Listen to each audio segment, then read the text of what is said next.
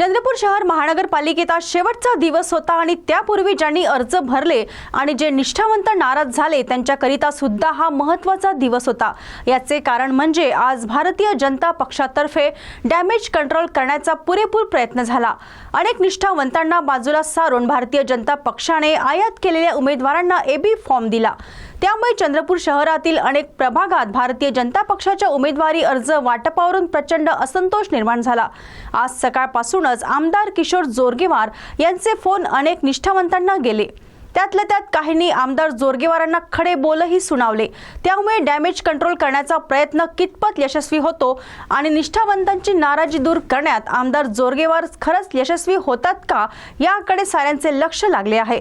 मुळात damage control करण्याची पाळीच पक्षाने येऊ देऊ नये, डॅमेज होण्या अगोदरच त्यांना कंट्रोल केला पाहिजे याची साधी जाणही नेते मंडळी जर बाळगत नसेल तर निष्ठावंतांकडून नेते मंडळींना अपेक्षित उत्तर मिळेल। हे CTV प्रतिनिधीशी बोलताना अनेक नाराज निष्ठावंतांनी स्वतःचे नाव न सांगण्याच्या अटीवर आपली व्यथा बोलून दाखवली।